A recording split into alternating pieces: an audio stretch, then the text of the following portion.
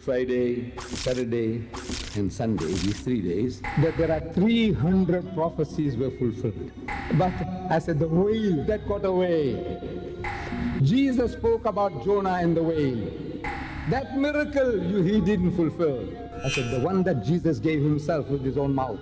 He said, this is the only miracle I'm giving you to the Jews, that what happened to him is going to happen to me. Did that happen? Again and again he is failing, according to your explanation. What makes Good Friday good? He said, because Christ died for our sins. When? Friday. Right?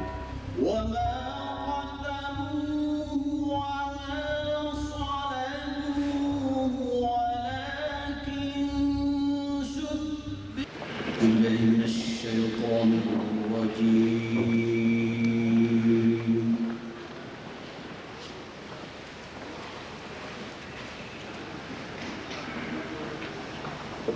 بسم الله الرحمن الرحيم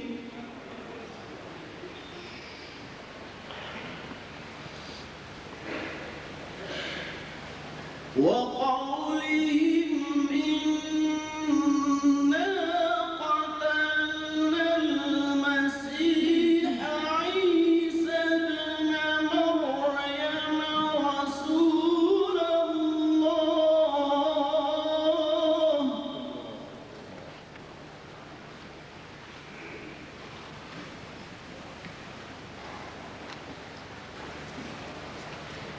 وقولهم إنا قتلنا المسيح عيسى ابن مريم رسول الله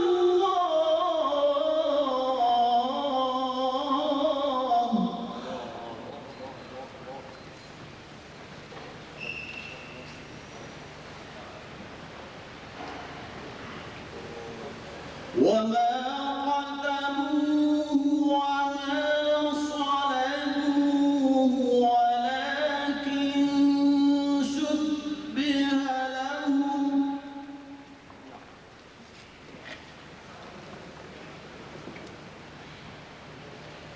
وإن الذين اختلفوا فيه لفي شك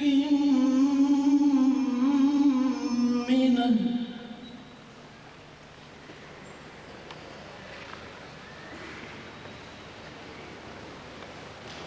ما لهم به من علم إلا اتباع الظن وما قتلوه يقينا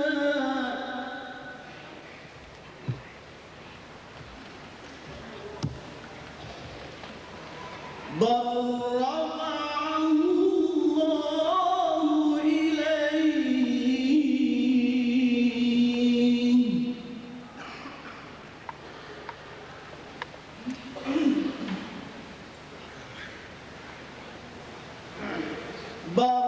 رفعه الله إليه وكان الله عزيزا حكيما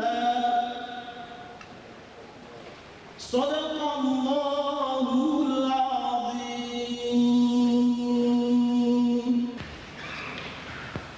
I seek refuge from Allah, from the wrath of Shaitan.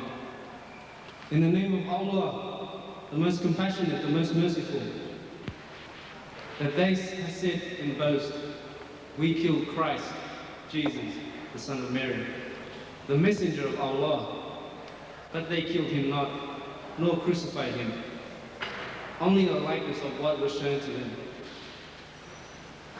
And those who differ therein are full of doubts, with no certain knowledge, but only conjecture to follow. For of a surety they killed him not. Nay, Allah raised him up unto himself, and Allah is exalted in power, wise. Sadaqallahu al-Azim. أعوذ بالله من الشيطان الرجيم بسم الله الرحمن الرحيم وقولهم إنا قتلنا المسيح عيسى ابن مريم رسول الله وما قتلوه وما صلبوه ولكن شبه لهم وإن الذين اختلفوا فيه لفي شق منهم ما لهم به من علم إلا اتباع الظن وما قتلوه يقينا بل رفعه الله إليه صدق الله العظيم. Mr. Chairman and my dear brothers and sisters, I am grateful to God Almighty for sparing this old machine to be able to come across the Indian Ocean into a country which my people call down under. That's what you said, down under, the country down under. You know, on the globe of the world, this is the country which is down under. So I don't know how you people manage to remain here, I don't know. You are a people down under. So for the first time in my life, I had the experience of coming to your great country, and I enjoyed your hospitality. I'm grateful to your government for granting me a visa, and the people that they have responded to me in every way, making life easy for me. I can never thank them enough, and I praise God that may Almighty reward you. Then I have some unique experiences I have had in the last couple of days. In the Middle Ages, in Europe, they used to say, see Venus and die. Meaning, that's the acme, the greatest thing that you can see is Venus. You know, the city on the waters, the waterways. It's Venice. In Italy, I think it is. Venice. So see Venice and die. Now I can go back to my country and tell my people, see Sydney and die. No.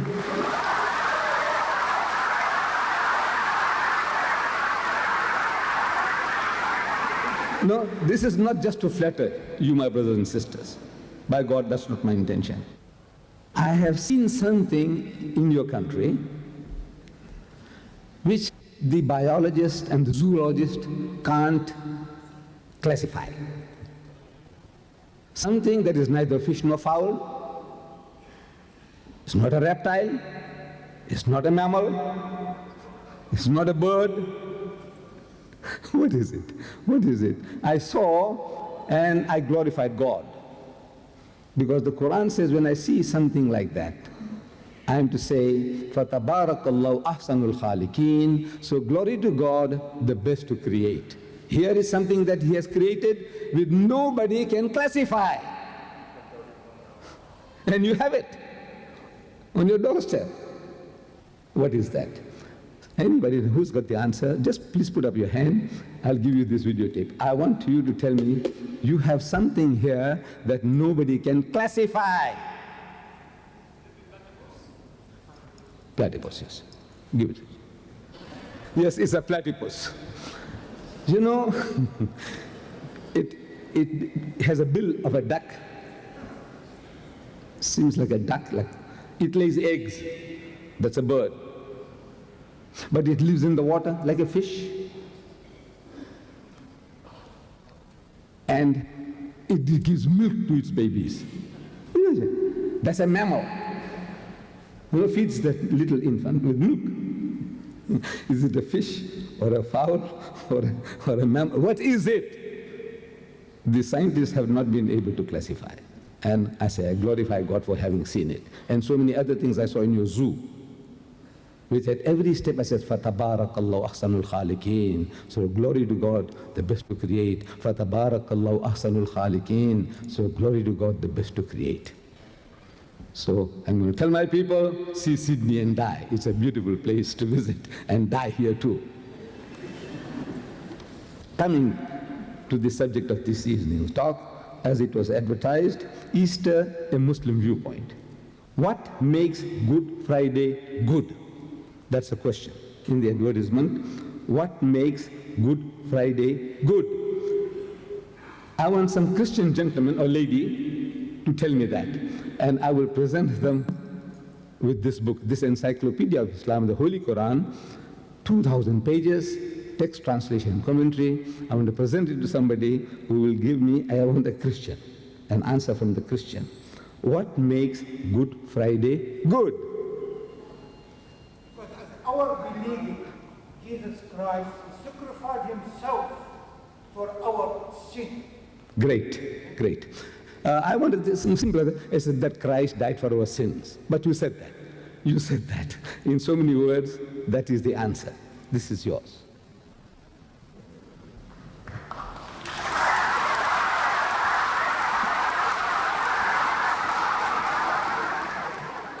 I'm told by learned men that in these 3 critical days of Easter, Good Friday, that Saturday and Sunday, these 3 days, there were 300 prophecies were fulfilled. In the death and resurrection of Jesus Christ, 300 Old Testament prophecies were fulfilled. Now the subject this evening is the one that got away.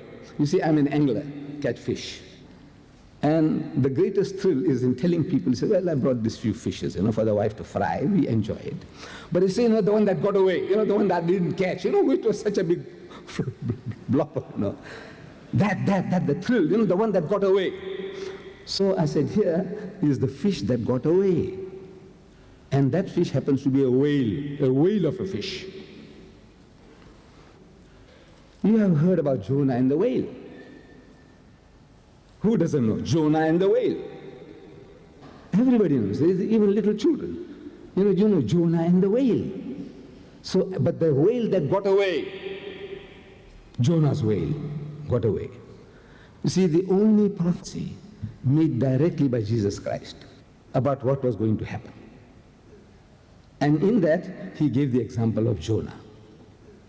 You see, it's funny nature of man, that when a man of God comes along to save mankind from perdition, mankind has a tendency to put obstacles in their way.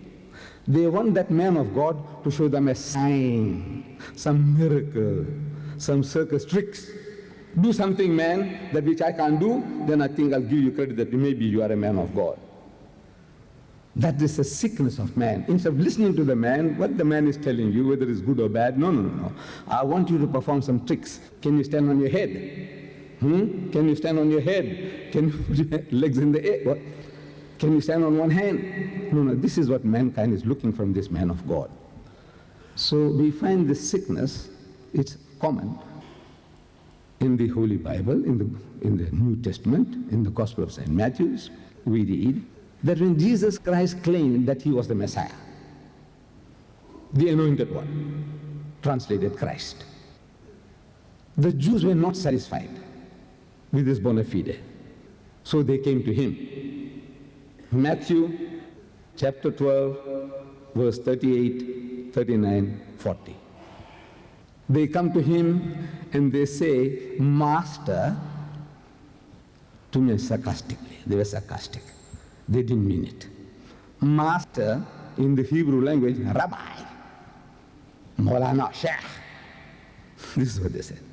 We would have a sign of thee. We want you to show us a miracle to convince us that you are the genuine man of God.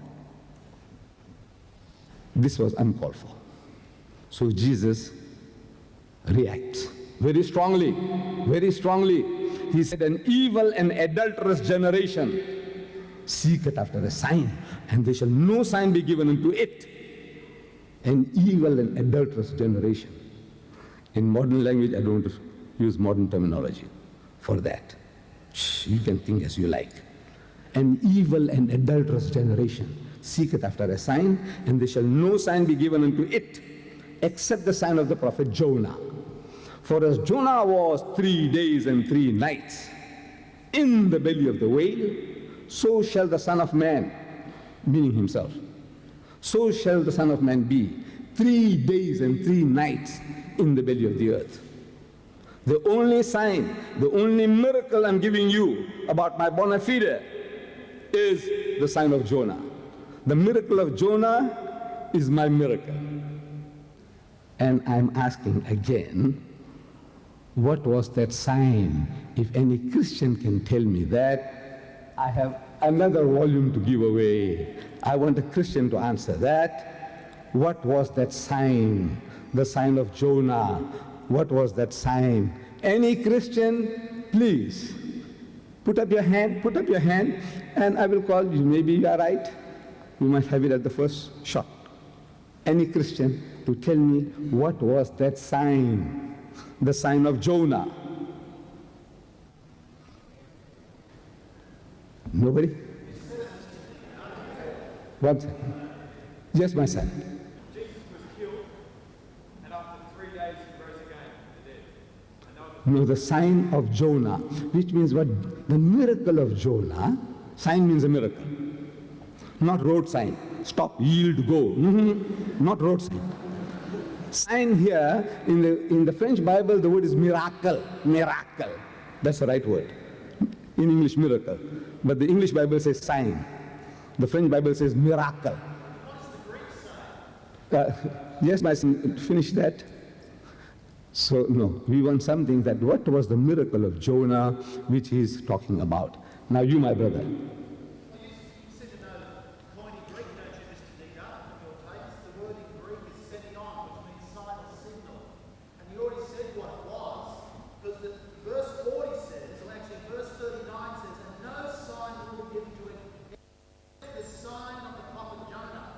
He goes on to explain what that is. Straight, please, brother. Stand. Because I was looking at the brother behind you when you were talking. I was thinking, I said, how is it that he's able to speak without moving his lips? Use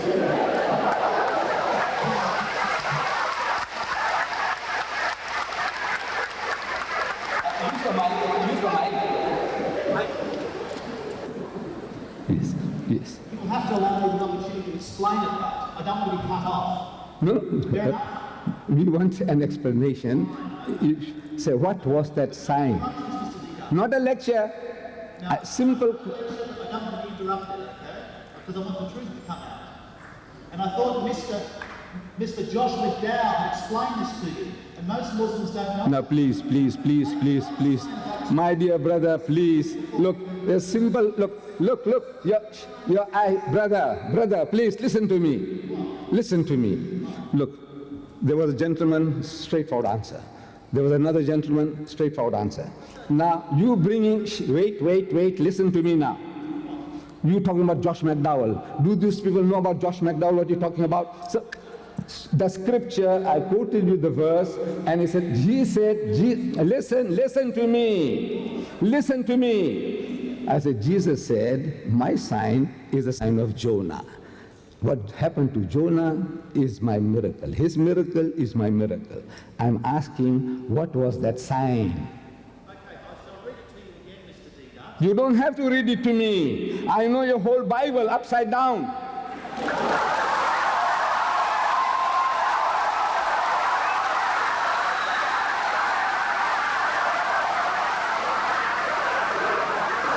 You see, for 40 years, I have been asking learned men of Christianity, what was that sign? And I have had no answer. No Christian can tell you what was that sign.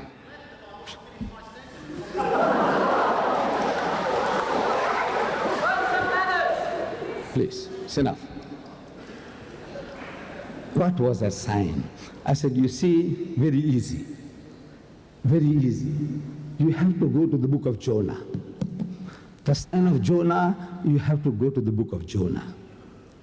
But it's a bit difficult. You see, the book of Jonah in the Bible is only one page. In 1,000 pages, to find that one page is difficult. You know, to look for that one page in 1,000 pages, it is difficult. But you don't have to go there. If you went to Sunday school, little children, they know the story of Jonah. Jonah and the whale. Everybody knows. The Jewish child knows, the Christian child knows, the Muslim child knows. Everybody knows Jonah and the whale. In the book of Jonah, we read that God Almighty sends Jonah to the Ninevites, a city called Nineveh, a city of 100,000 people in those days, like a great metropolis, like New York or London in those days. So God Almighty commands Jonah. I said, you go to Nineveh and warn the people there to repent in sackcloth and in ashes. Humble themselves before the Lord, or I will destroy them. Jonah, instead of going to Nineveh, he's despondent that these materialistic people, the evil and adulterous generation of his time, same like in the time of Jesus, is talking to his evil and adulterous generation, Jesus, the evil and adulterous generation of the time of Jonah.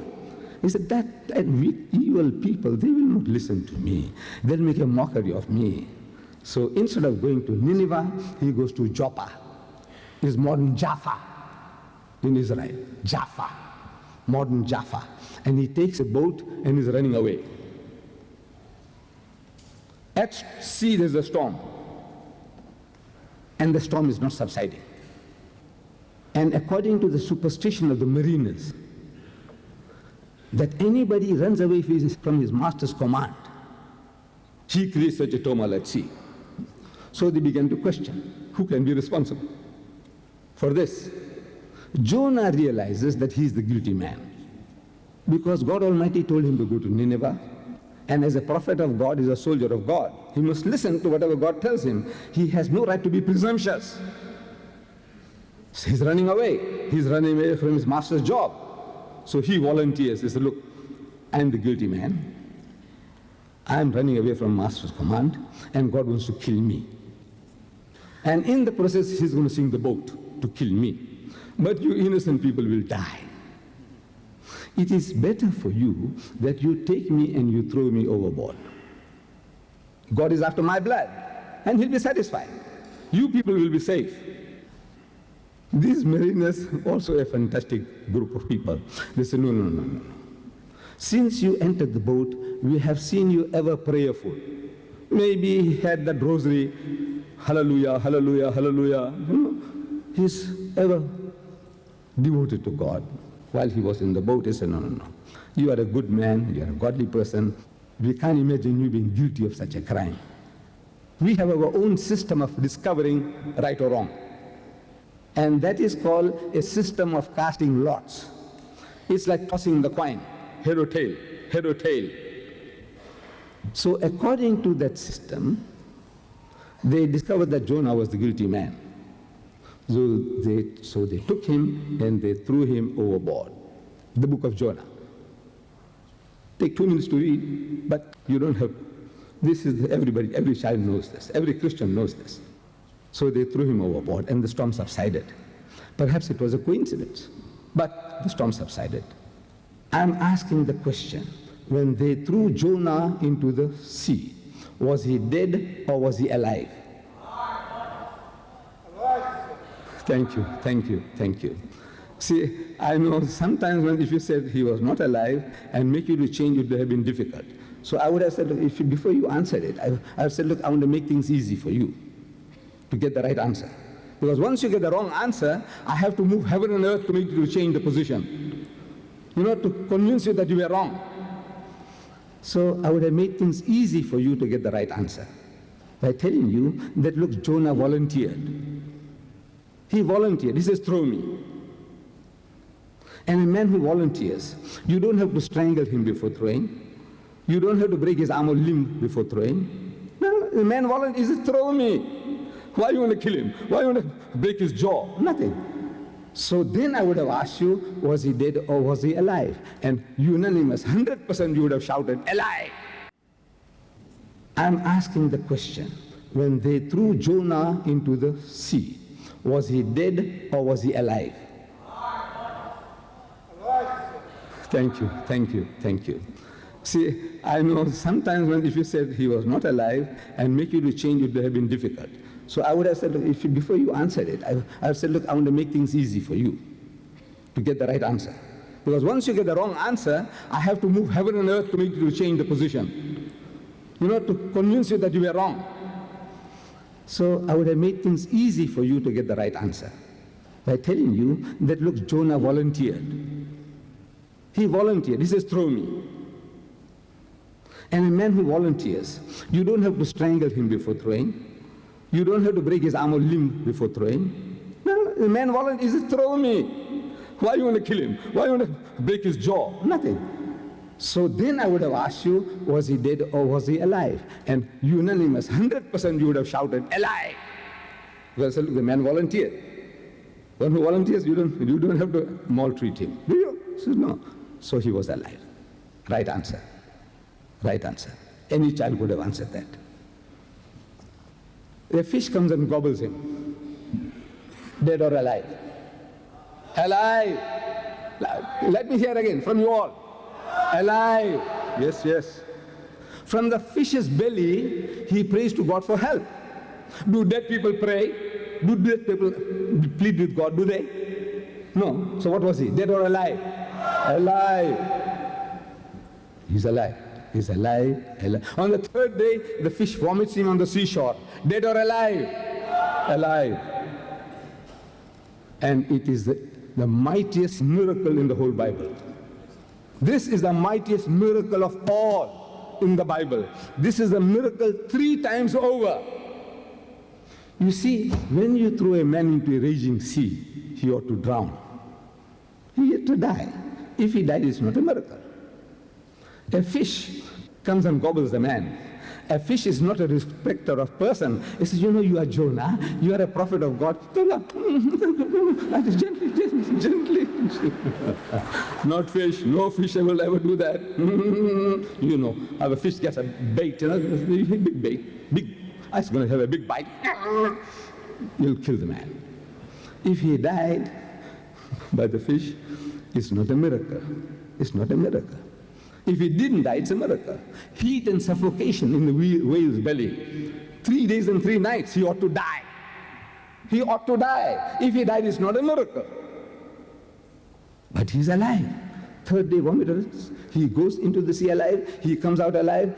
Nowhere does he say he died in between and he was resurrected. Nowhere that he died and was resurrected. He's alive, alive, alive, alive. And what did Jesus say? He said, for as Jonah was, so shall the Son of Man be.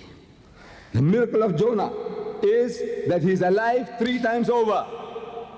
When we expect him to be dead.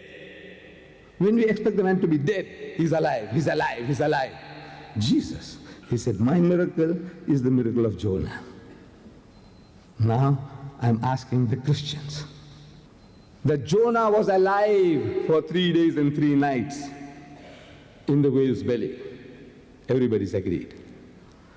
And I'm asking the Christian that Jesus, for the same period of time, was he dead or was he alive? According to your church. According to your church, according to the 1,500,000,000 Christians, according to you and me, Jonah was alive for 3 days and 3 nights, and Jesus for 3 days and 3 nights, was he dead or was he alive? Dead. He was dead for 3 days and 3 nights. I'm asking the Englishman, please, sir, tell me in your language, Jonah is alive, Jesus is dead. Is that like Jonah or unlike Jonah in your language? No, this is your language. Look, you people taught me English. The Britisher. He conquered my country, India. He ruled my country, India, for 150 years. And I was born a British subject. And I carry a British passport, 69-year-old. A passport which is 69-year-old. I'm 78 now. 69-year-old passport I got. And I was telling people in London, in the Royal Albert Hall, that I'm more British than more of you. Because, which guy is at that time about 65. I got a British passport of 65 years old. How many of you are 65 years old? So I have been a Britisher for 65 years then. I'm a Britisher, got a British passport. And you people taught me English. So I'm asking the Englishman, in your language, is this like Jonah or unlike Jonah? Unlike Jonah. Thank you. Thank you, my brother. Because they have a message. No, thank you. No, thank you, my brother. It's unlike Jonah. So, if he's unlike Jonah, then either he was bluffing the people, that? No, it's Jesus. He is telling he will be like Jonah, and you are telling that he was unlike Jonah.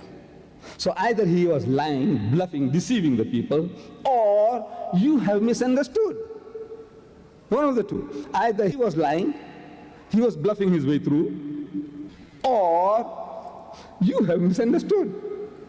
Tell me, which is it? Either he was lying, or you have misunderstood. I would say he was not lying. I can't believe that this mighty messenger of God, Jesus Christ, who occupies such a high position in the house of Islam, that he is one of the mightiest messengers of God, we believe. Jesus. We believe in his miraculous birth, which many modern day Christians, including the bishops of the Anglican Church, they don't believe today, but we believe that Jesus Christ was born without a human father. Miracle of God's creation. We believe that he was the Messiah, translated Christ. We believe he gave life back to the dead, bi-iznillah, by Allah's permission. And he healed those born blind and the lepers by Allah's permission. Can't you see? This is our attitude towards this mighty messenger of God. And this mighty messenger of God, Jesus Christ, I don't know if I tell you that his name occurs in this book of mine, our book, the Quran, 500% more time than the name Muhammad. Did you know that? You Muslims, do you know that the name Jesus occurs in our book 500% more times than the name Muhammad? Did you know that? Did you know that? Not likely. 500% more times. The Jesus, son of Mary, Ibn Maryam, Isa ibn Maryam, 500% more times than the name Muhammad. Muhammad is supposed to have written this book. It is alleged that he wrote the book. Amazing. This author himself, he keeps himself out of the book. And he promotes Jesus. Amazing, amazing, amazing book.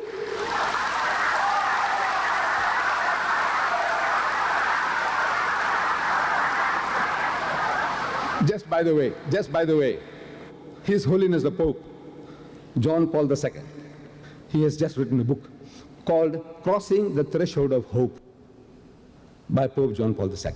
It became the world's bestseller in 12 countries immediately on publication. In 12 countries it became the world's bestseller. In this book, he has some beautiful things to say about Islam and the Prophet Muhammad. But there is a chapter he has here in the book about Mary, the mother of Jesus. And the title of that chapter is Mother of God. Mother of God. That's the title. The title in the book, he calls Mary, the title is Mother of God. And he's talking about having a dialogue. So if I had the opportunity of meeting His Holiness, I would have asked him, Your Holiness, you know, this Mother of God of yours, how many times is she mentioned in your book, the Bible? How many times? And I believe he's not expected to know that. And there isn't a Christian who can give me now. I give you, if I keep on giving this Quran away, I'd rather give you $50. Any Christian who can tell me how many times Mary, the mother of Jesus, is mentioned in your book. $50. Put up your hand, please. I don't want anybody to shout. Just 1 second. Give somebody else a chance if there is. How many times is Mary, the mother of Jesus, mentioned in your Bible? Put up your hand. Be fair to everybody. Anybody? No, let's try. Yes, my brother. As a Christian, I want a Christian to answer that. Please. Give the Christians a chance. Nobody there? Yes, my brother. Sir, I want to ask you a question. No. Why are you managing your money, sir, in this missionary? Why is that, sir? Is the money is not involved, sir. Not involved, sir. My dear brother, simple question, simple. No, I was not trying to score any points.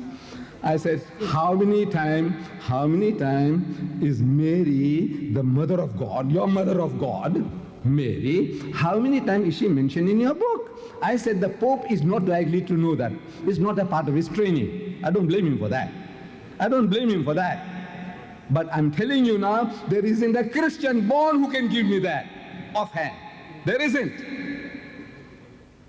My brothers are walking away. They're walking away. welcome to them. That's a prerogative, your privilege. You are not forced to come and listen.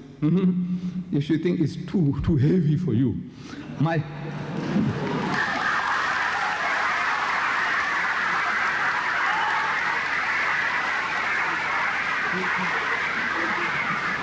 in South Africa, in my country, the African, you say, it's too heavy. It's too heavy. It's too heavy. I don't want you to carry the yoke. Now, let me tell you. Mary, the mother of Jesus, is mentioned in the first 3 books of the New Testament, Matthew, Mark, and Luke, 17 times. You can remember that now. 17 times. And in the next 24 books of the New Testament, once. Total 18. Word Mary occurs in the New Testament 18 times. In this Quran of mine, Mary, the mother of Jesus, is mentioned 100% more times than in your Bible. Can you believe it? Is it believable? Mary, the mother of Jesus, is mentioned in my book 100% more times than in your book. And you think that we are the enemies.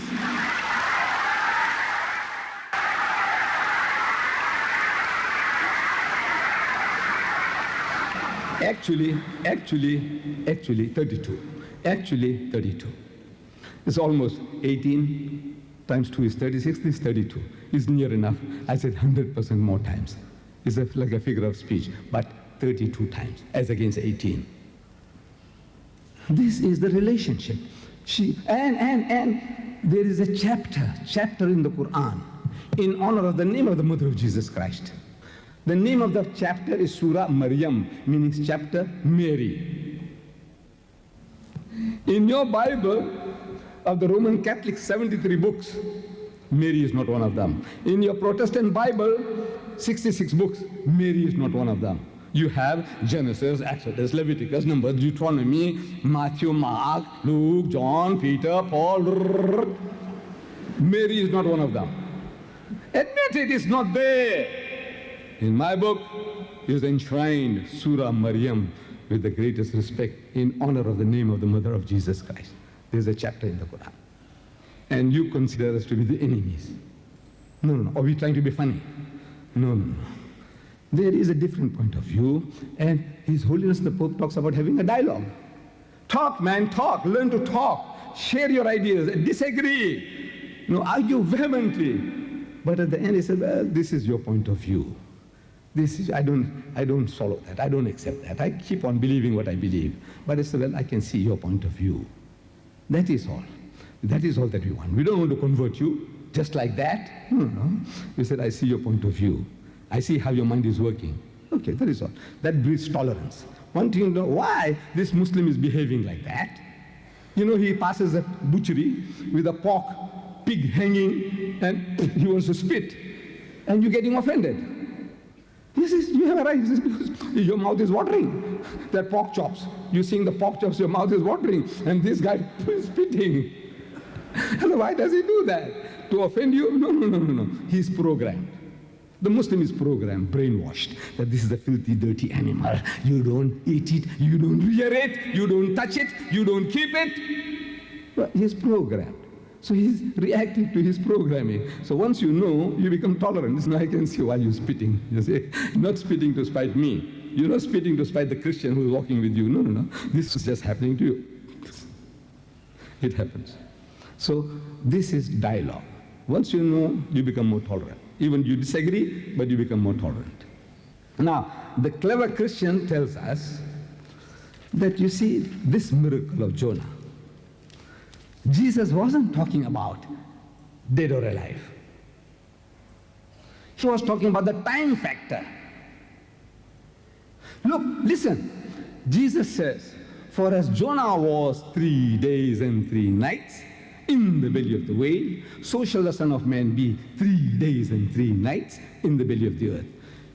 He uses the word 3, 4 times to emphasize is a time. This is the important thing, the miracle. I said, what is miraculous about a time factor? The miracle is when you expect a person to die and if he doesn't die. That's a miracle. Time, whether you're in prison for 3 days or 3 weeks or 3 months and you come out alive, so what? That's not a miracle. The miracle is when you expect a man to be dead and he's alive. That's a miracle. But they say, no, no, no. Drowning man clutches at straws. And drowning women also do the same. Something to hold on to. Clutching straws. So he says, it's a time factor. I said, all right, let's examine that. Did he fulfill that? He said, yes. How? Again, bankrupt. I'm telling you, I'm talking from experience. Therefore, I'm talking, I said, come, let's have a dialogue. Your bishops and popes, His Holiness the Pope, I said, let's have a dialogue. It's a long story. It's another story, another lecture about dialogue between me and the Pope. It's another story. But I said, come, let's talk now. Your bishops and your archbishops, come talk. Talk to me. Argue and debate with me. Let the people listen and let them make up their minds where truth lies. So it's a time factor. So I'm asking, when was he crucified? Good Friday. Good Friday. It's a Friday. What makes Good Friday good? It's because Christ died for our sins. When? Friday. Right? Yes, Friday. That's what makes Good Friday good. I said, when was it? In the morning or the afternoon? So the clever man tells me it was in the afternoon. It was about 3 o'clock that he was put on the cross. And no man is expected to die within 3 hours on the cross. It was supposed to be a slow, excruciating death. That was the purpose, not for killing a man. The Phoenicians had tried, spearing the man, he died too soon. Drowning the man, he died too soon. Boiling water, boiling oil, died too soon. They wanted somebody to die slowly. The guy is lingering on and on, 3 days, 4 days, 5 days. Times history records, up to 6 days the guy would be alive on the cross. It was to be a slow, lingering death. That was the purpose of crucifixion. But they say he died. Okay. So before evening they brought it down. And the Bible tells us the Jews gave him a Jewish burial bath. The ghusl we give to the dead. Then they put 100-pound weight of medicines around him, like we put camphor to the deceased. 100 pounds weight to put that plastering, 100 pounds. That's what the Bible says. 100 pounds weight was plastered around him. And they put a shroud around him, and they put him into a sepulchre. Sepulchre is not a grave. It's not a grave. It is a big roomy chamber, according to Jim Bishop, a Christian author. In his The Day Christ Died, the name of his book, he said that this tomb was 5 foot wide by 7 foot high and by 15 feet deep. It was like a big roomy chamber with a ledge or ledges inside. So they put him into that sepulchre and they put a stone in the opening. And they went away. And there was a storm, thunderstorm, lightning, earthquake. Shh.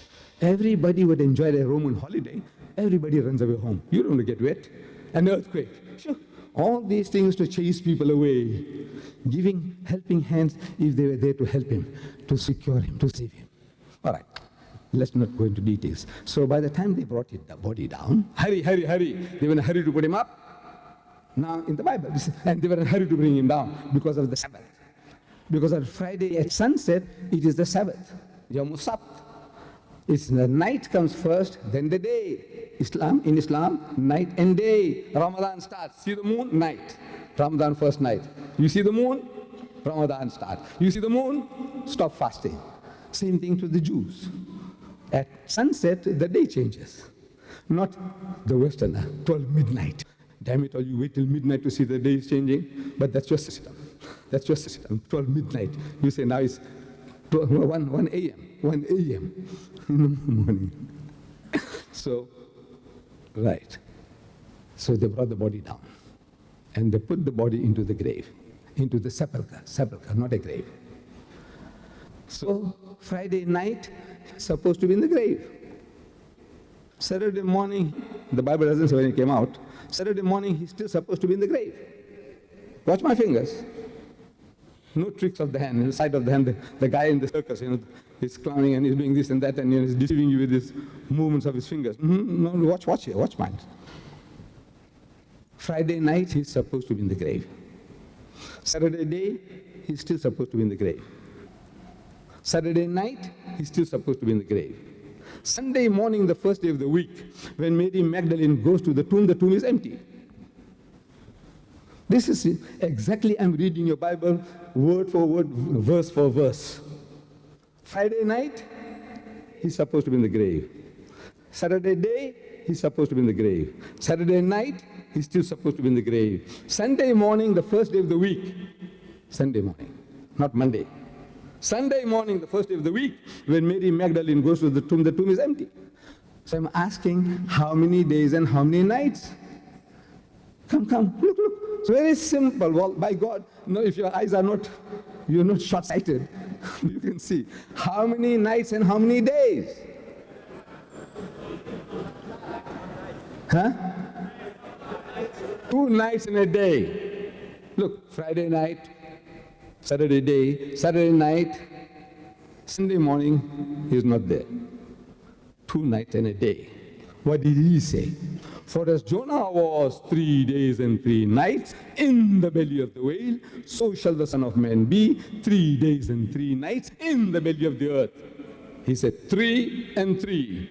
3 and 3. What we see is 2 and 1. I want to know from you Christians whether this 2 and 1 and 3 is the same.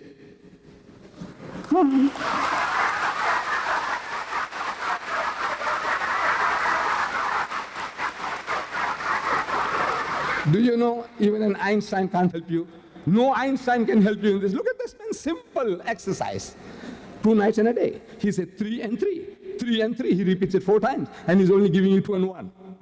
Again, he let you down. Look, there's something wrong. That's what the Muslims are trying to tell you. There's something wrong with your reading of this. I'm not saying that your Bible is false. This is wrong. No.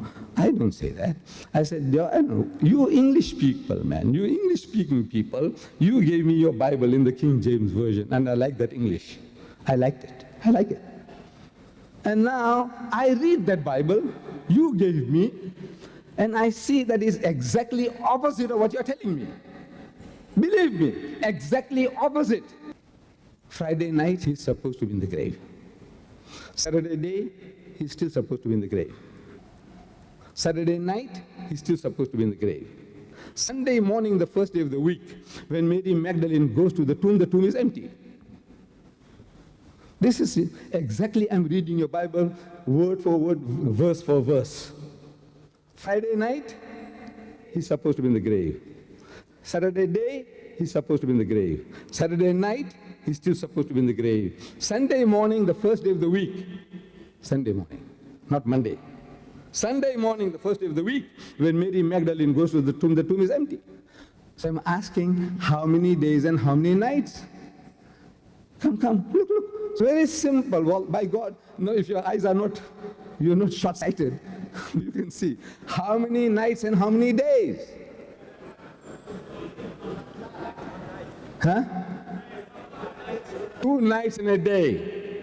Look, Friday night, Saturday day, Saturday night, Sunday morning, he's not there. 2 nights and a day. What did he say? For as Jonah was 3 days and 3 nights in the belly of the whale, so shall the Son of Man be 3 days and 3 nights in the belly of the earth. He said 3 and 3. 3 and 3. What we see is 2 and 1. I want to know from you Christians whether this 2 and 1 and 3 is the same.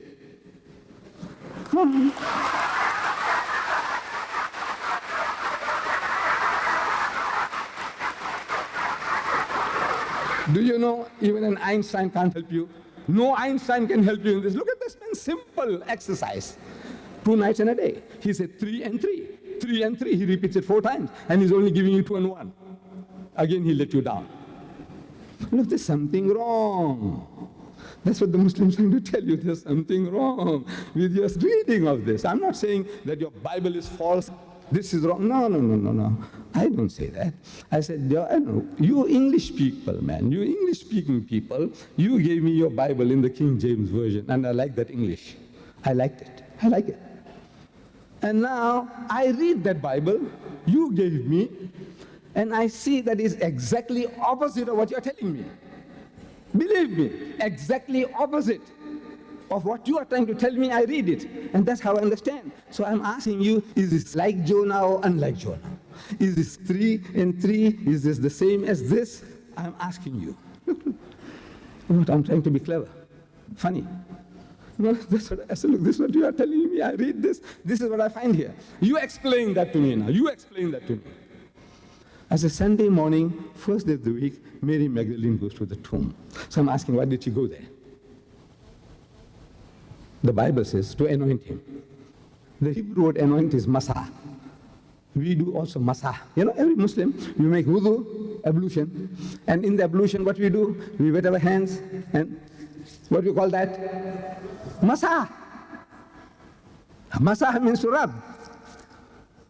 In Hebrew, masah means to rub, to anoint. So I said, why did this woman go there? It says to anoint him, to rub him. I'm asking, do Jews massage dead bodies after 3 days? Do they? You Christians, do you massage your dead bodies after 3 days? No. We are the closest to the Jew, the Muslims, in our ceremonial law. Do we Muslims massage dead bodies after 3 days? Do we? No. Then why would a woman go along to find a dead, rotting body after 3 days? You know, within 3 hours, this rigor mortis sets in. The hardening of the cells. The decomposition starts taking place. In 3 days' time, the thing is rotting inside, fermenting inside. Such a rotting body, you go and massage, it falls to pieces. It will fall to pieces. So what does she want to do? Unless she's looking for a live person. She must be looking for a live person, because she was about the only woman, besides Joseph of Arimathea and Nicodemus, who had seen the final rites given to Jesus. She was about the only woman. So she knew that she had seen signs of life. If at all, if the crucifixion took place, as they say, that she had seen signs of life.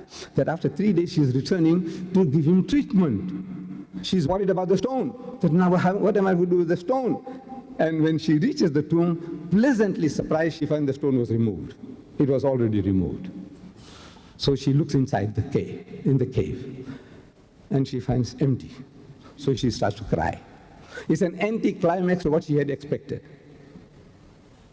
Jesus was watching her from wherever he was. Not from heaven, from this earth. He says this tomb was a privately owned property belonging to Joseph of Arimathea, a very rich, influential Jewish disciple of Jesus, who could afford to carve out this big roomy chamber, a sepulchre for himself. Around this sepulchre he had his vegetable garden and his country home, where he went for his holidays, for the weekends with his family. It's not out in the bundu that he was planting wheat and corn for other people's sheep and goats to graze upon. He must have his gardener's quarters, people to look after his garden. This is all the scene. And Jesus is there. He sees this woman. He knows who she is. So he comes up to her from behind. And he finds her weeping. So he said, "Woman, woman, why weepest thou? Whom seekest thou?" Doesn't he know? Doesn't he know? Of course he knows. Then why does he ask a silly question? No, it's not a silly question. Actually, he's pulling her leg, metaphorically. Not physically, metaphorically. He's pulling her leg. He says, "Woman, why weepest thou? Whom seekest thou?" I'm reading your Bible.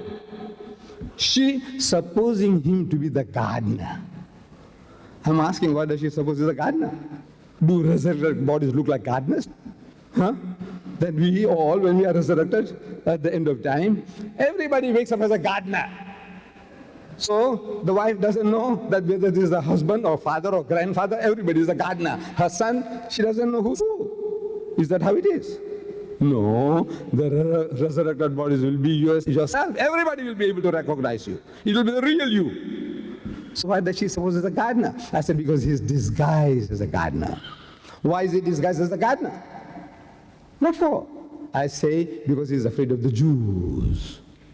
Why is he afraid of the Jews? I say, because he didn't die and he didn't conquer death. Had he died, and if he conquered death, there's no need to be afraid anymore. Because the resurrected bodies can't die twice. You asked me, who says that? I said, your Bible. Paul says, it is ordained unto all men once to die, and after that the judgment. You can't die twice. So if he had conquered death, no need to be afraid, because nobody can kill him anymore. But he had escaped death by the skin of his teeth. If he gets caught, they'll make doubly sure, the Jews make doubly sure that they kill him. So his disguise is a gardener. She's supposing him to be the gardener. Says, sir, if you have taken him hence, tell me, where have you laid him? To rest, to relax, to recuperate, not where have you buried him. 30 different reasons from the Bible. I have written a book called Crucifixion or Crucifixion. I don't know whether it's available in this country, but you write to me, you should get it. Or in my volume 2 of the choice, you should get it. I can see the enthusiasm among my Christian brethren. I would rather give them the chance to ask questions. And there are 2 mics available. There's one on this end and on this other end. I want people to queue up, and then we will ask one at a time, one to the right, one to the left, one to the right, one to the left. But give our Christian brothers a preference, that's all. You Muslims also have a right to ask questions, but give our Christian brethren a preference to ask questions first. Mr. Chair, thank you.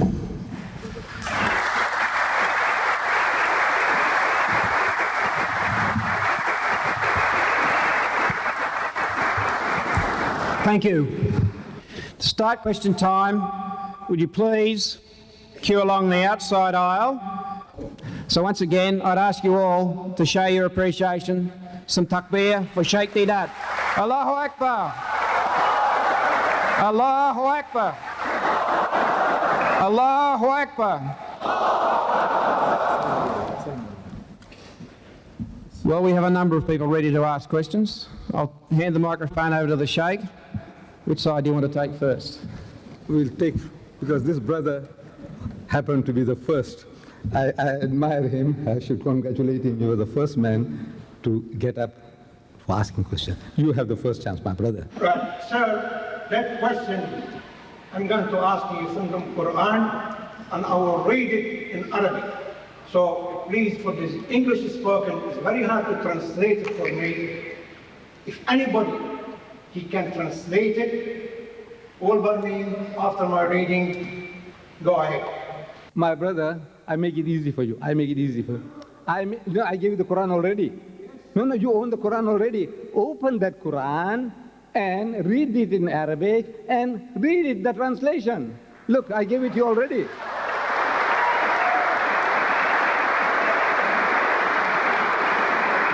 Be fair. Look, I give you time. I give you a chance. I give you a chance. You get that Quran, find that verse, read it in Arabic, and give them the translation. You do that. Yes, my brother. Mr. Deedat, as you know, I'm a Christian, and I'm fascinated by the work you are doing. Let me start from the beginning, Mr. Deedat. In your Afrikaans Quran, the one written and printed and revised recently by you and your Islamic Propagation Centre in South Africa, there are 2 key verses, Surah 355 and Surah 5120, which talk about Jesus. For example, in Surah 355, the Afrikaan is rendered this way: I am causing you to die. Muslims in South Africa have taken you to task over this translation, for you are saying that Jesus did die. In your lectures and books, in fact, The Choice, which is your own book, which I have, I read about 6 years ago, and I believe it was around about chapter 10, where you say that Jesus was not nailed, but tied to the cross. My dear brother, look, now you said, look, wait a minute, you lied against me. You are, look.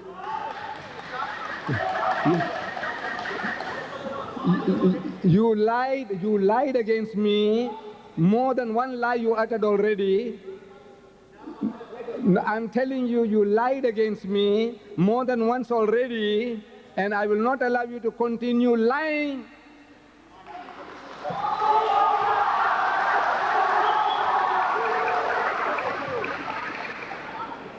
Now imagine, the man is now, he hears me lecturing in English. He listens to me in English. Right. He listens to me in English, and he's talking about an Afrikaans Quran. Afrikaans I don't know. Then he's talking about my book.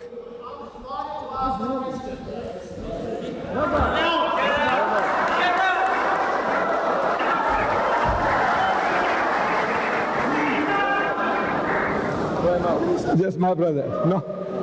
Where's my brother with the Quran? Huh? He fled. You mean he fled?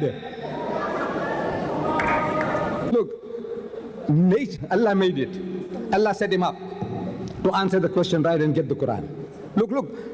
It's not planned by me. I don't know who the man was. He put up the hand. I said, yes, you. He gave the right answer. I gave him the Quran. Look at it. Look at the setup. This is how God works.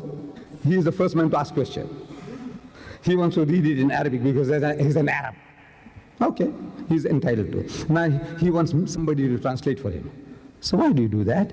You got the Quran already. I presented you it. Go back, sit down while the other guys are busy. Find that verse, and you come out and you read the Arabic and you read the translation. Can anything be fairer than that? No, but you see, it's a kind of, I don't know what to say. This spirit that they have, that spirit deserts them. So out they go. I'll see the other guy. He was talking about an Afrikaans Quran. I don't know Afrikaans. He's going to quote from there. I said, look, here is a Quran. Open it. See the same verse. Tell me. He said, in my book, The Choice, he read 6 years ago. He's a liar because this book has only come out now.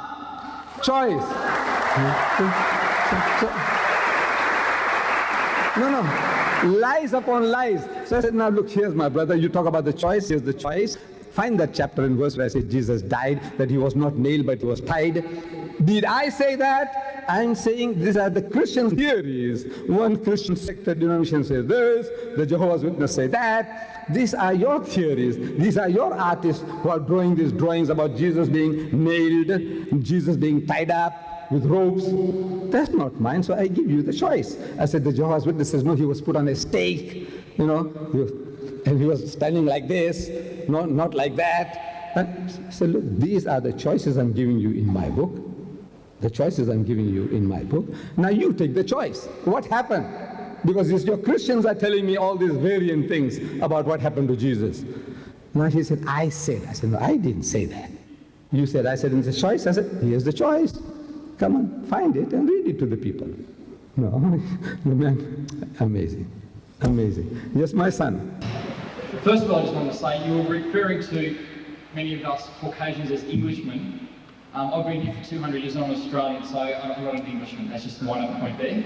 So don't freak out too much over that. Second one was...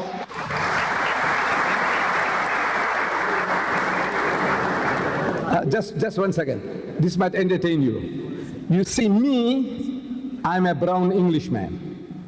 In other words, I speak English. English is my mother tongue. You understand? In other words, I dream in English and I swear in English. And the psychologists, they say that the language in which you dream and the language in which you swear is your mother tongue. Me, I dream in English and I swear in English. So English is my mother tongue. So I'm a brown Englishman. So from that point of view, when I said Englishmen, English-speaking people, whether you're American, I say you're an Englishman, English-speaking person. From the language point of view, I'm describing the people, Englishmen.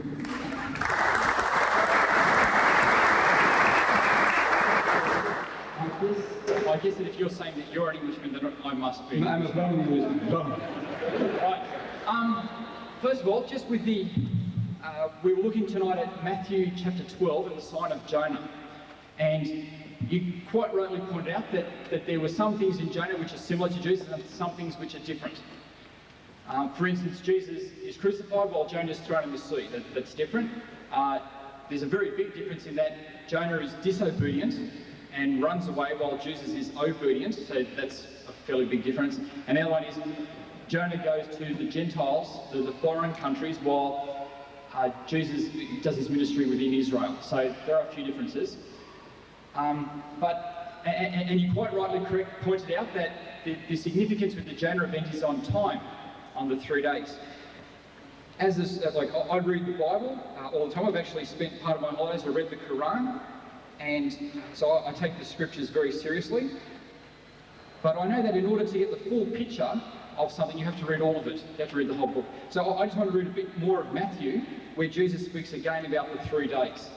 This is from a translation of the Bible called the NIV. It's Matthew chapter 16, verse 21, and it says, "From that time on, Jesus began to explain to his disciples that he must go to Jerusalem and suffer many things at the hand of the elders, chief priests, and teachers of the law, and that he must be killed and on the 3rd day be raised to life." And so I think when you read all of it, he is saying that the 3 days I'm going to die. I've got some other references up here as well as to that, but they're all fairly similar where they talk about Jesus dying. I just want to know what you say that, because there are many verses in the Bible, I don't know how much time I want to take up here, but where Jesus says, I did die. My son, you have to agree with me that what Jesus was talking about, the sign of Jonah, that sign was a miracle. Sign means a miracle. It's not a road sign. Stop, yield, go. It's not a road signs. There were no road signs in Jerusalem 2,000 years ago. So he's not talking about road signs. He's talking about a miracle. The Jews want a miracle from him, not a road sign.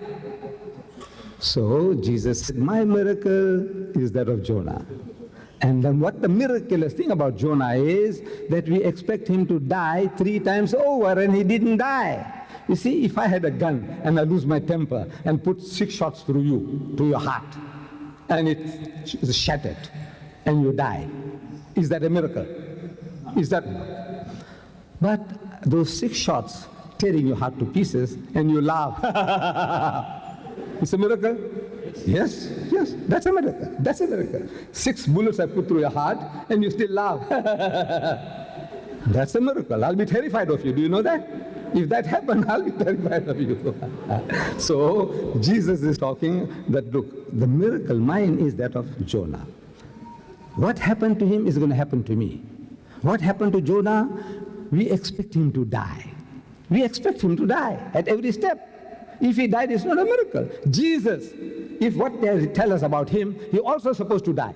He is expected to die. If he died, it's not a miracle. If he died, what they did to him, and if he died, it's not a miracle. If he didn't die, it's a miracle. So I'm asking, he said, I will be like Jonah.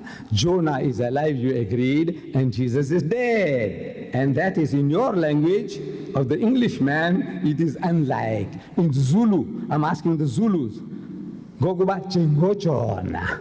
He said, just like Jonah. So I'm asking the Zulu, is this Jengo Jonah or Ngai Jengo Jonah? Is this like Jonah or unlike Jonah? And this is unlike Jonah. I'm asking the Afrikaner, one Suas Jonah. Like Jonah, Suas Jonah. I'm asking the Afrikaner, is this Suas Jonah or Ni Suas Jonah?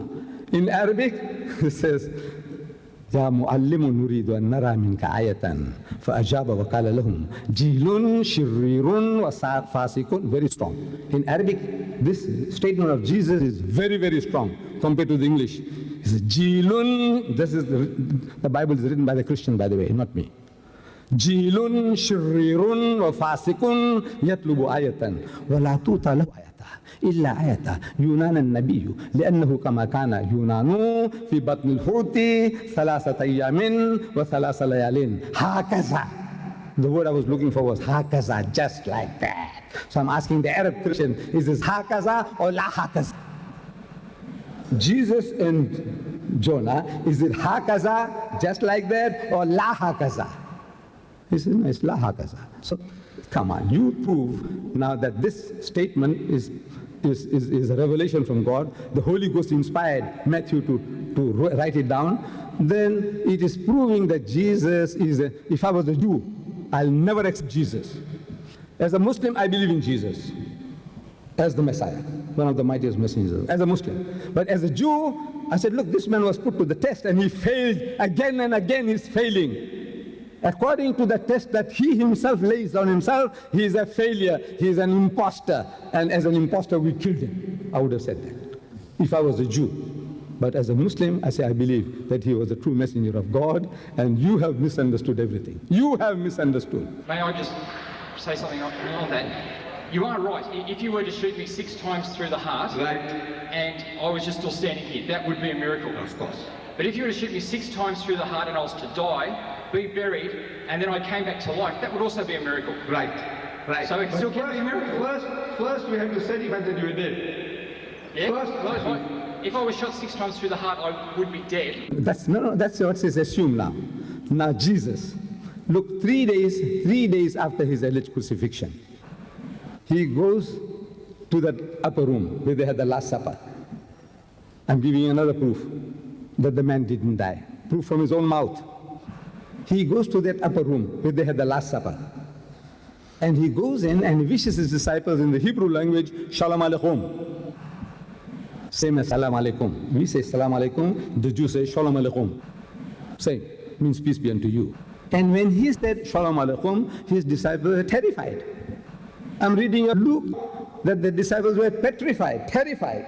So I'm asking, why would they be terrified? Because when you meet your long-lost master, your grandfather, your teacher, your guru, your prophet, your Messiah, the Arab and the Jew will embrace one another, and that is his way, the Arab and the Jew. But instead of doing that, they are terrified. So I'm asking, why were they terrified? So Luke chapter 24, he gives the answer. That they were affrighted because they thought he was a spirit. Am I quoting correctly? You people who know the Bible, am I quoting correctly? Yes. Correct me. If I'm misquoting, you must correct me. Yes, I know. I can't afford to make a mistake. I don't know.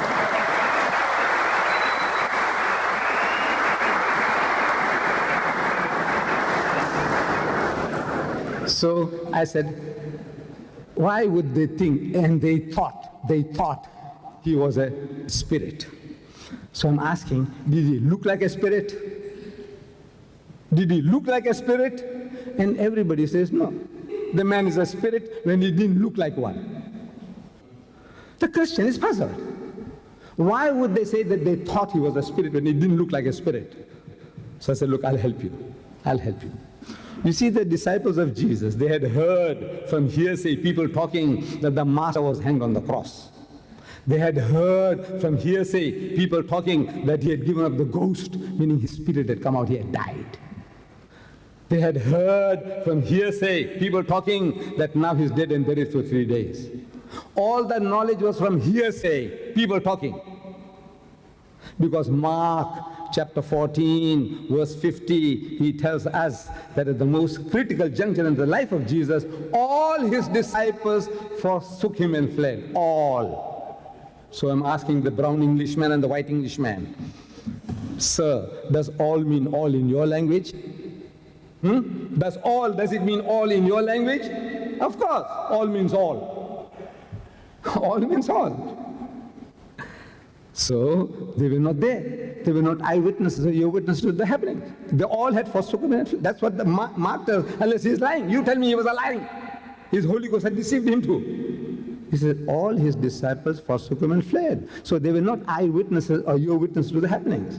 So they had heard that man is dead and buried. They expect him to be stinking in his grave. Such a person, you see, naturally you are terrified. You see, he must be a ghost, a spook. So Jesus wants to assure them that is not what they're thinking. So he said, Unzuru ila yadayya wa rijlayya. Behold my hands and my feet.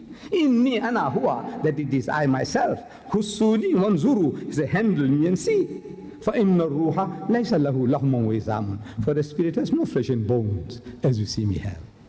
So again I'm talking, my dear brother, you Arab Christian and you English Christians, I said, if I said, look, because I got flesh and bones, I'm not a spirit, I'm not a ghost, I'm not a spook, is that what it means in your language? If I got flesh and bones, in that case, I'm not a spirit, I'm not a ghost, I'm not a spook. Is that what it means in your language? Of course it does. If you got flesh and bones, you're not a spirit, you're not a ghost, you're not a spook. Anybody. If you got this, then you're not that. In other words, he's telling you that the body that you're seeing is not a translated body, it is not a metamorphosed body, it is not a resurrected body, because the resurrected bodies get spiritualized. You want to know who says so? I said, you're Paul. You say, who says so? I say, you're Jesus. You want reference? I give them to you. Come, bring your bishops and your archbishops to come and have a dialogue with me. In Sydney, I come again, by God, at my own expense, I will come. Get me a bishop or an archbishop, and we have a symposium, not a debate, a symposium. Present your case, and let me present our case, and let the people go and make the choice. So, he said, handle me and see. Tengoklah tanganku dan kakiku, inilah aku sendiri, jamahlah aku dan lihatlah, karena hantu tiada berdaging dan tulang, seperti yang kamu lihat ada padaku.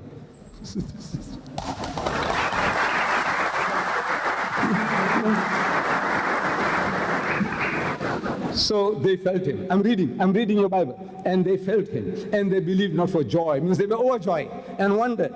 So what happened, man? We thought the man was dead and buried. So he says, Aindakum hahuna ta'am. Have you got here anything to eat? فَنَاوَلُوهُ جُزْءًا مِّن سَمَكٍ وَشَيْئًا مِّن شَهَدِ أَصَلٍ فَأَخَذَ وَأَكَلَ قُدَّامَهُم. And they gave him a piece of broiled fish and a honeycomb, and he took it and he ate in the very sight to prove what? That is a ghost. Is that how you prove you're a ghost? You're a spook. Huh? You're eating broiled fish and honeycomb. They're feeling you. And they say, no, they wondered, say, man, I thought the man was dead. He's alive. Hooray, he's alive. And eating broiled fish and honeycomb to prove what? He's a ghost, he's a spook. Man, every verse that I can quote you from the Bible, I said, every verse you have misunderstood, my brothers. You Englishmen, you brown Englishmen, and you white Englishmen, whether you call yourself American, you speak English, you are an Englishman. And I want to say, come, talk to me in English. Talk to me in English. And I show you that each and every verse you have misunderstood. Every verse you have misunderstood, my son. Okay, my son? Thank you, my son. Yes, my son. I noticed that this is a multilingual service, so if I may, I'll spice things up a bit. I'm of Greek origin, and the Greek word for Easter is the word Pascha, and that means Passover. And that's quite appropriate for Easter, because like the lamb that was sacrificed in Egypt, which the Israelites sprayed on the door of their houses to deliver them from Egypt. So Jesus, when he died, the blood which he shed can deliver us from slavery unto sin. So, and if this isn't the only Old Testament reference which Jesus uses to say that he will die and rise again from the dead. If I may quote from Isaiah 53, Isaiah the prophet says, "But he was pierced for our transgressions, he was crushed for our iniquities. The punishment that brought us peace was upon him, and by his wounds we are healed. Yet it was the Lord's will to crush him and cause him to suffer. And though the Lord makes his life a guilt offering, he will see his offspring and prolong his days. Therefore I will give him a portion among the great, and he will divide the spoils with the strong, because he poured out his life unto death, and was numbered with the transgressors. For he bore the sin of many, and made intercession for the transgressors." Now, I've quoted 3 verses there. They're not consecutive. You may read the whole chapter if you like, but I just thought that these verses illustrate that Jesus would die as a sacrifice for sin, and that not only die, but rise again in life. So my question is, Why don't you encourage people to read the Bible for themselves rather than emphasizing your own books? My son, what you're doing is, you're also suggesting to me what I read and how I should understand. Same thing you're doing to me. And every Christian, when you come and knock at my door, you want me to see the Bible the way you see it. If you got blinkers on, you also want me to put blinkers on to see it. That's what you do. That is what you are trying to do to me. So you see, at the outset I said that there are 300 prophecies were fulfilled. But I said the whale that got away, that whale came from the mouth of Jesus. Jesus spoke about Jonah and the whale. That miracle he didn't fulfill. Now, man, you bring 1,000 prophecies to say it was justified. I said the one that Jesus gave himself with his own mouth. Matthew chapter 12, verse 38, 39, 40. Now, I want you to explain that the sign he gave, that Isaiah, so and so, nothing at all. He said, this is the only miracle I'm giving you to the Jews, that what happened to him is going to happen to me. Did that happen? That's all. Did that happen? In a court of law, if a man had made certain utterances, I said, this is the promise he made. Did he fulfill it? Again and again he is failing, according to your explanation. When I say yours, I mean the Christian explanation. He is failing again and again. So, as a Jew, if I was the Jew, I read your book, I said the man was an imposter and he deserved to die. If you had escaped death by the skin of his teeth, I said if we can catch him again, we will crucify him a second time, if I was a Jew. According to his own words, he is failing again and again. You justify that, or you get your bishop, your Greek bishop. Tell him, if he knows English, he said, look, this man is prepared to come over all the way at his own expense from South Africa to have a dialogue in an open field where we can get 50,000 people. And present your case, man. The thousands of Muslims will come and listen to your arguments. And of course, thousands of Christians will also listen to our arguments. So I want to do that, if you can. Get one of your Greek bishops, because I can see the English-speaking bishops are shivering. They are jittery. Maybe the Greek, the ancient Greek, he might be bolder. Try and get some Greek bishop. Okay, nice. It's just 300 were fulfilled, I agree. I said the whale that got away. What have you to say to that? That you allowed this whale fish to get away out of your net. You are a very unfortunate creature, man. You're going to catch little fish. When you're the whale, you allow such a big thing to get away from your hands. That's what happened. This is what, according to your scripture, Jesus failed again and again to support you. He's not supporting you. He's supporting me. Right. There'll be last two questions. No, finish now. Last two questions, this lady here, and one more from this side, if there is. Only last two questions. You must appreciate that this is an old machine, 78-year-old, and I have come across, those time barriers. Please, have a little mercy on me. Not I'm trying to run away, but this, after all, the body, there's a limit to what it can take. Last two questions. This lady here and one more. Thank you, my sister. Please. I thank you that I have the privilege to be here tonight to listen to you. I haven't read the Quran. You've stimulated me. Perhaps I should read the Quran. But I would like to know what you believe with the ascension of Jesus. Do you believe that he actually lived? So then what happened to Jesus if he lived? If he did not die, if he lived? No, the Quranic ayah, the verse that I read to you, the last expression I said was, Bal rafahu Allahu ilayh. But Allah took him up to himself.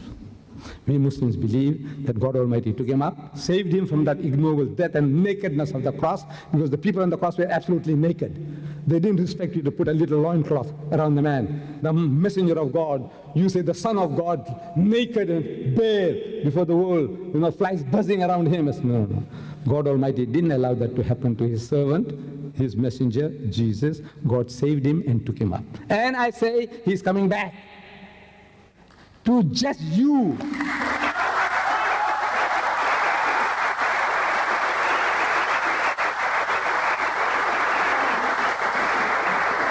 He is coming back. To do what? You know, we Muslims, we believe and we claim that Islam is the culmination, the fulfillment of all of God's revelation to man. All true guidance, all guidance is given to us. We don't have to learn anything new from Jesus or Moses or Muhammad anymore. Whatever God wanted to give, He's given it to us. So what is Jesus coming to do? I says, no, He's coming along to rectify you. And He's telling you in the Gospel of St. Matthew, He says, many will say to me on that day, in His second coming, on His return, and many will say to me on that day, Lord, Lord, did we not prophesy in Thy name, and in Thy name cast out devils, and in Thy name do many mighty works? They're going to ask Jesus, didn't we do all these things? We built hospitals, you know, orphanages, and we looked after the Aborigines, and we looked after the Maoris, and we looked after the Indians. Yes, yes, all these things we did. And we educated all these fools, you know, we civilized them, we cultured them, we did all the things. So did we not prophesy in Thy name, and in Thy name cast out devils, and in Thy name do many mighty works? What does Jesus say to that? He said, I never knew you. Depart from me, footsack, get away, you rubbish, get away. He said, depart from me, ye that work iniquity. You are evildoers, you are evilmongers. Amazing. You who are working in the name of Christ, looking after the lepers, looking after orphans, Mother Teresa, wonderful work she's doing, by God I tell you. All the wonderful things you people are doing. The way you look after the animals, you know, animal conservation, to preserve life. Whew, fantastic things you are doing. But for human beings as well, what you are doing. And that's what you're going to say to Jesus. Didn't we do all these things for you in your name? And He's going to tell you, footsack. Footsack. I don't know, this Afrikaans word. It means get away. Get away, you rubbish. Like you did to dog. Shish, shish, shish. He's going to do that to you. Why would He do that to you? When you did all these things for Jesus. Come. I am asking the Christians, He's not going to tell the Jews footsack. He's going to tell them, not going to tell the Muslims footsack. He's going to tell the Hindus footsack. He's going to tell you. Why would He tell you footsack? Get away, you rubbish, I don't know you. I'm asking the Christians, answer. You know why? You know why? Because you call Him Lord. He is not your Lord. He is not your God.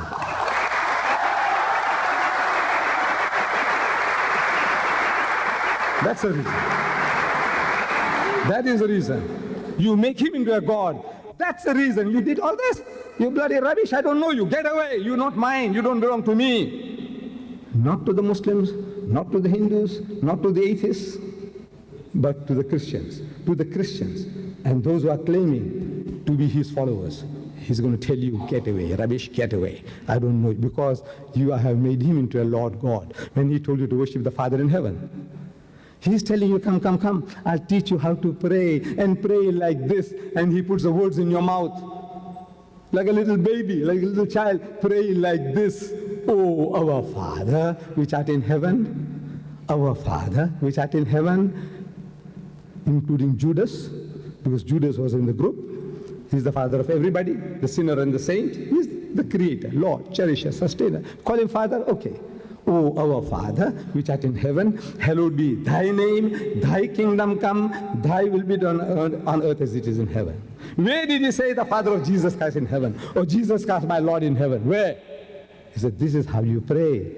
But you have forgotten that. You're worshipping Him instead of worshipping the Father. Therefore He says, fat sack, get away. I don't even know you. Did you say, the lady, did you say you got the Quran? You have a Quran? I said you stimulated me to read, to watch.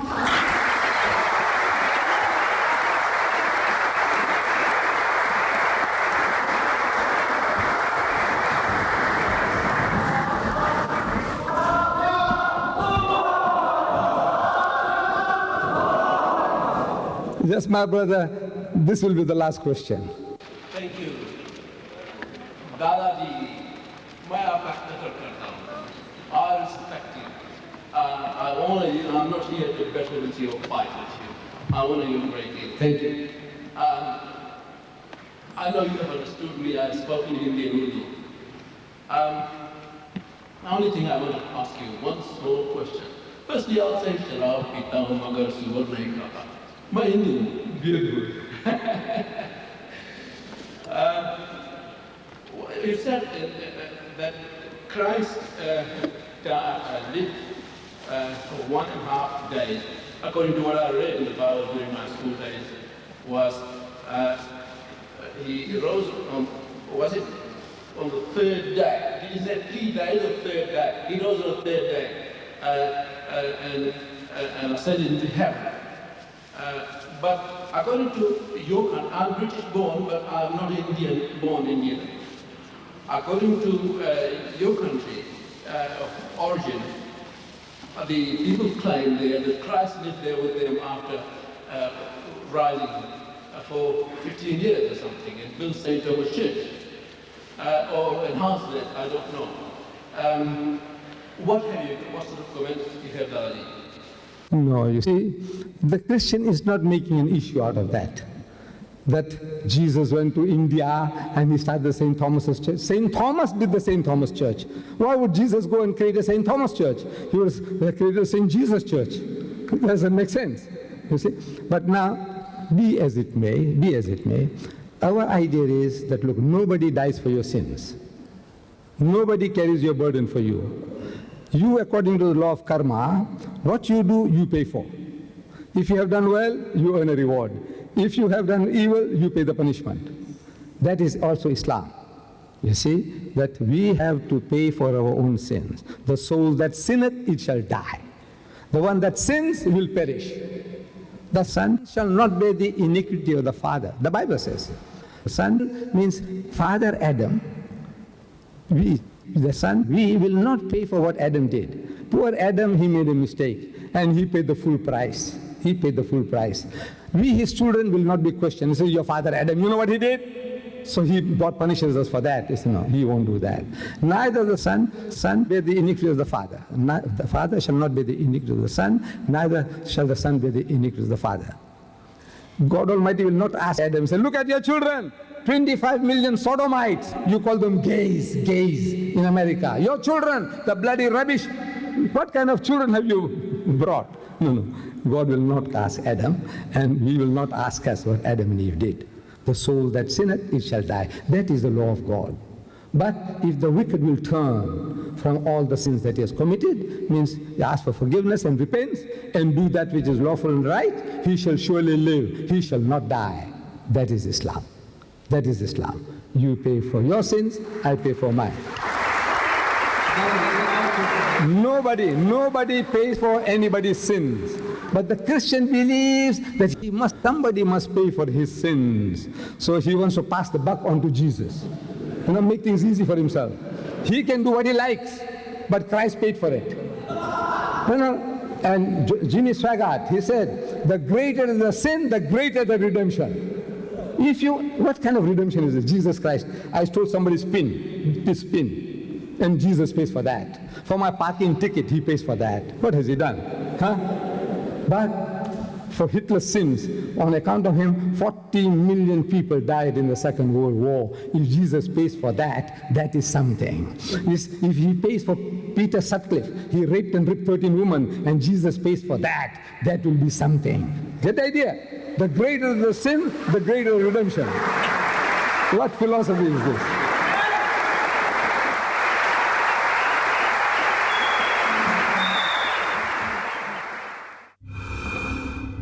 Well,